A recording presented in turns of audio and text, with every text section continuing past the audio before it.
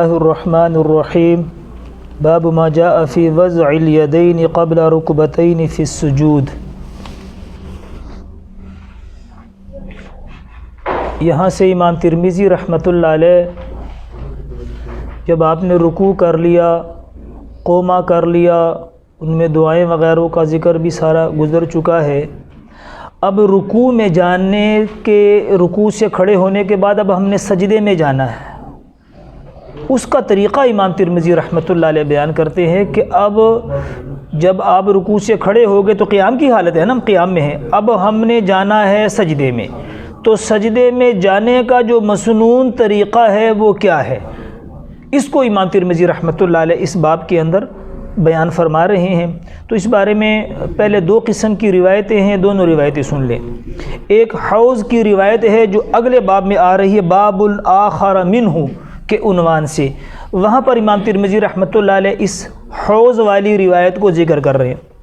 اور ایک یہاں پر اس باب کے تحت وائل بن حجر رضی اللہ تعالیٰ عنہ کی حدیث ذکر کی ہے۔ اب سجدے میں جانے کے دو طریقے ہیں۔ ایک طریقہ وہ ہے جو حضور پاک علیہ الصلوۃ والسلام سے اس باب میں بھی ثابت ہے، اور اس طریقے کو اکابر علماء نے کتابوں میں اسی حدیث سے لیا ہے۔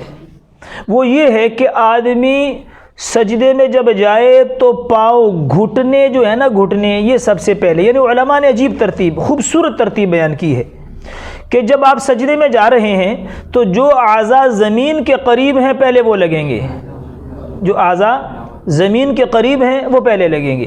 اور جب آپ سجدہ کرنے کے بعد قیام کے لیے کھڑے ہوگے، اٹھو گے، تو جو اعضاء آسمان کے قریب ہوتے ہیں قیام کی حالت میں وہ اعضاء پہلے اٹھیں گے۔ اس کی میں وضاحت کرتا ہوں۔ اب دیکھیں، گھٹنے جو ہیں وہ زمین کے قریب، قیام کی حالت میں گھٹنے نیچے ہوتے ہیں، زمین کے قریب ہوتے ہیں، ہاتھ اوپر ہوتے ہیں، اور اس سے اوپر ہمارا سر ہے۔ تین چیزیں ہیں۔ اچھا جی، اور حضور پاک علیہ الصلوۃ والسلام، آگے باب آ رہا ہے کہ آپ علیہ السلام نے فرمایا کہ 7 اعضاء کے اوپر سجدہ کرنا ہے۔ 7 اعضاء پہ سجدہ ہوتا ہے۔ 7 اعضاء کون سے؟ 2 قدم، 2 گھٹنے، 2 ہاتھ اور 1 ماتھا۔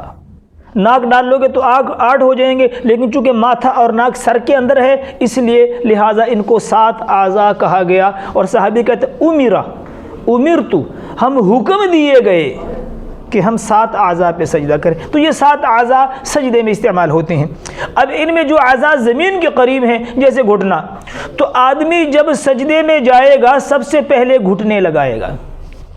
لیکن اس بات کا خیال رکھا جائے، خصوصی طور پہ خواص اور علماء کے لیے جملہ کہہ رہا ہوں، اور یہ لکھا گیا در مختار میں کہ آدمی گھٹنے رکھنے سے پہلے اس کی کمر کے اندر خم نہ آئے۔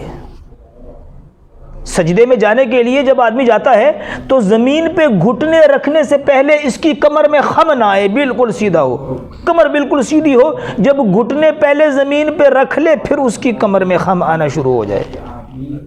یہ طریقہ لکھا، اور فرمایا کہ یہ علماء اور متقین لوگوں کا طریقہ ہے۔ عوام یہ ہے کہ وہ اس چیز کی پرواہ نہیں کرتی، بس پہلے ہاتھ رکھ لیے، پہلے ٹانپ رکھ لی، جو بھی مرضی کر لیا۔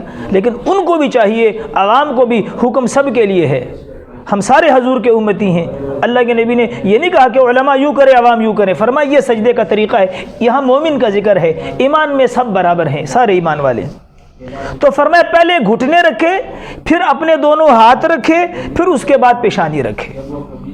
اور جب سجدے سے اٹھے گا پہلے پیشانی اٹھائے، پھر ہاتھ اٹھائے، پھر گھٹنے اٹھائے۔ یہ سنت طریقہ ہے۔ اور یہ طریقہ حضرت امام اعظم امام ابو حنیفہ رحمۃ اللہ علیہ، حضرت امام شافعی رحمۃ اللہ علیہ، حضرت امام احمد ابن حنبل رحمۃ اللہ علیہ، وہ کہتے ہیں یہی طریقہ مسنون ہے کہ سجدے میں جانے کے لیے سب سے پہلے گھٹنے لگیں گے، گھٹنے جب تک زمین پر نہیں لگے کمر میں خم نہ آئے۔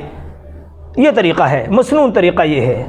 اور امام مالک رحمۃ اللہ علیہ فرماتے ہیں دوسرا طریقہ کہ سب سے پہلے ہاتھ لگیں گے، اس کے بعد گھٹنے لگیں گے، پھر اس کے بعد جو ہے وہ پیشانی لگے گی۔ یہ طریقہ ہے۔ اب اس باب میں 2 باب ہیں، یہ باب ما جاء فی وضع الیدین قبل رکبتین فی السجود، آگے دوسرا باب امام ترمذی امام مالک رحمۃ اللہ علیہ کے لیے باندھ رہے باب آخر منہ کے نام سے۔ دونوں روایتیں لے کر آئے ہیں، دونوں روایتیں لے کر آئے ہیں۔ اس روایت کی بھی ہم، لیکن پہلے یہ روایت سنیں۔ حضرت وائل ابن حجر رضی اللہ تعالیٰ عنہ کہتے ہیں کہ حضور پاک علیہ الصلوۃ والسلام جو ہے وہ سجدے کا طریقہ بیان کر رہے ہیں کہ آپ علیہ الصلوۃ والسلام رأیت رسول اللہ صلی اللہ علیہ وسلم اذا سجد یضع رکبتیہ قبل یدیہ، آپ اپنے گھٹنوں کو پہلے رکھتے تھے، ہاتھوں سے پہلے گھٹنوں کو رکھتے تھے، پھر اس کے بعد ہاتھوں کو رکھتے تھے، پھر اپنی پیشانی مبارک کو رکھتے تھے۔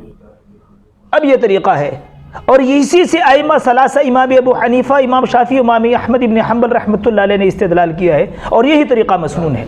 دوسرا طریقہ جس کو امام مالک رحمۃ اللہ علیہ کہتے ہیں کہ پہلے ہاتھ رکھے جائیں، جیسے ہمارے بعض لوگ اسی طریقے سے سجدہ کرتے ہیں، بعض لوگ اسی طریقے کو اختیار کیے ہوئے ہیں اور اسی طریقے سے سجدہ کرتے ہیں۔ وہ کیا کرتے ہیں؟ پہلے ہاتھ ڈائریکٹ چلے جاتے ہیں، پہلے ہاتھ رکھتے ہیں، بالکل جیسے آدمی کسی پانی میں چھلانگ لگانے کے لیے تیار نہیں ہوتا، ایسے ڈائریکٹ ہاتھوں کے ساتھ جاتے ہیں۔ تو دیکھیں رد الدر محتار میں ہم نے آپ کو حوالہ دے دیا، احسن الفتاوی جلد نمبر 3 صفحہ نمبر 33 پہ یہ سوال کیا گیا ہے، اور اس سوال کے جواب میں یہ عبارت در محتار کی پیش کی گئی ہے کہ طریقہ یہ ہے مسنون کہ آدمی جب سجدے میں جائے تو ٹانگے گھٹنے جب تک زمین پہ نہ رکھے جائیں اس وقت تک کمر میں خم نہ آئے۔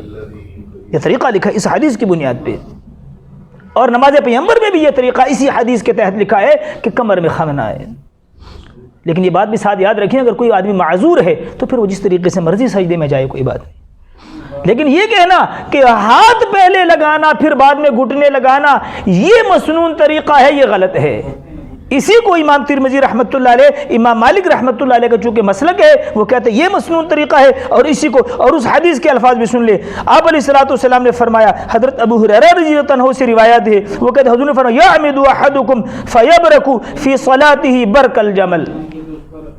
اب ہم یہاں کہتے ہیں کہ یہاں پر یعمدو سے پہلے حمزہ انکاری ہے، یعمدو سے پہلے حمزہ انکاری ہے۔ اب اگر کوئی ساتھی یہ سوال کرے کہ بھئی حدیث میں تو انکاری ہوتا تو حضور لگا دیتے، آپ علماء ضرور آپ نے حمزہ انکاری نکالنا ہے، تو بھئی علماء کا کام یہ ہے، علماء کا تو کام یہ ہے کہ علماء نے احادیث کے اندر سے وہ مغز نکال کے بتانا ہے۔ دیکھیں اگر حمزہ انکاری نہ نکالے تو اس روایت کی اوپر والی روایت سے تعارض آئے گا، آئے گا کہ نہیں آئے گا؟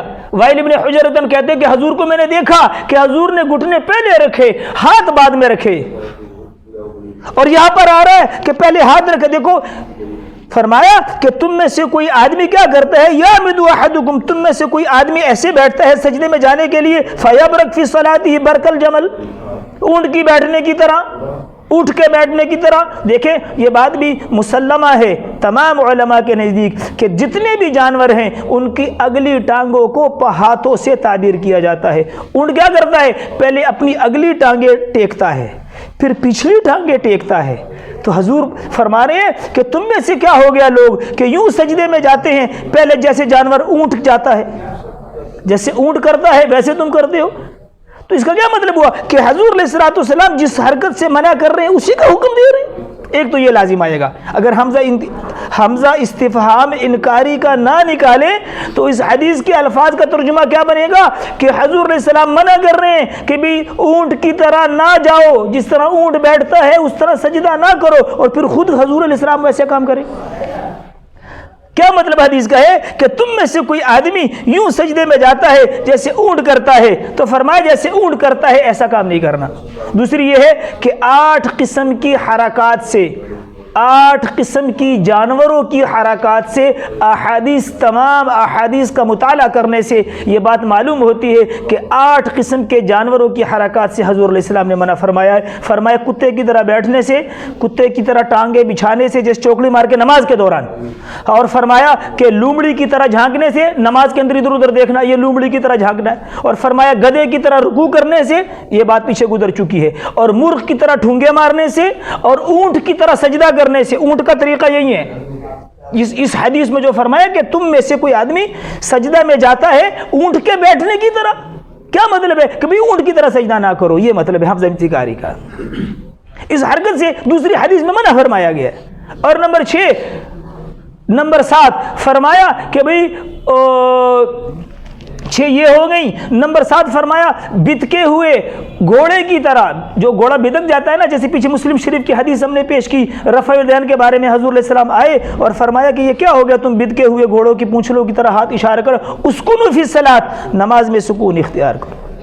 فرمایا اشارہ کرنے سے نمازوں میں زیادہ تر، کیونکہ یہ منافی صلاۃ ہے، یہ عمل کثیر ہے، نماز کے منافی ہے، نماز تو سکون کا نام، قوموا للہ قانتین، اللہ کہتے ہیں مؤدب عاجزی کے ساتھ اللہ کے سامنے کھڑے رہو۔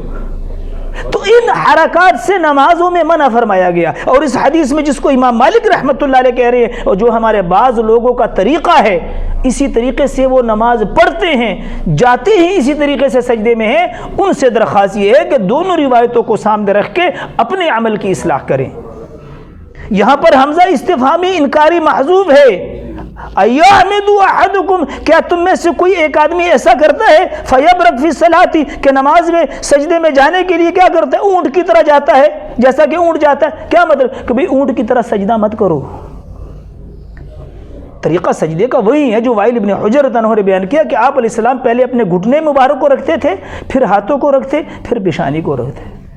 تو دونوں حدیثوں میں جو طریقہ ہم نے حمزہ استفہام انکار کا نکال لیا، دونوں حدیثوں میں تعارض بھی ختم ہو گیا، اور یہ طریقے سے منع کیا گیا ہے کہ سجدے میں جاتے ہوئے پہلے ہاتھ لگانا۔ کیوں؟ اس میں تو دیکھیں، جیسے پہلا طریقہ ہے کہ ہاتھ گھٹنے زمین پہ رکھنے سے پہلے کمر میں خم نہیں آنا چاہیے، وگرنہ عجیب بات علماء نے لکھی ہے، رد المختار میں لکھا ہے کہ یہ تو تکرار رکوع ہے، یہ تو تکرار رکوع ہے، رکوع کا تکرار آ جائے گا، لہٰذا سجدے میں جانے کا طریقہ مصنوع یہ ہے جو آپ علیہ الصلوۃ والسلام کا ہے، پہلے گھٹنے رکھے اور گھٹنے زمین پہ رکھنے سے پہلے کمر میں خم نہ آئے، یہ مصنوع۔ اور اگر گھٹنے سے پہلے کمر میں خم آ گیا، فرمایا یہ تکرار رکوع ہے، اس سے علماء نے منع فرمایا۔ تو دونوں بابوں کی احادیث میں تطبیق بھی آ گئی۔ عمل حضور کا یہ ہے، آپ علیہ السلام یوں سجدہ نہیں کرتے، آپ نے تو منع فرمایا حدیث میں، حمزہ استفہام انکاری نکال کے دونوں حدیثوں میں تطبیق بھی ہو گئی، اور اس حرکت سے اللہ کے نبی نے منع فرمایا۔ اور 8 قسم کی جانوروں، فرمایا یہ جانوروں کے ساتھ تشبیہ کیوں دی؟ تنفیر مراد ہے، جیسے ان جانوروں کی ان حرکتوں سے نفرت کی جاتی ہے، فرمایا ایسی نماز میں بھی ایسی حرکتیں کرنے سے نفرت ہونی چاہیے، ایسی نماز نہیں ہونی چاہیے۔ وما علینا الا البلاغ۔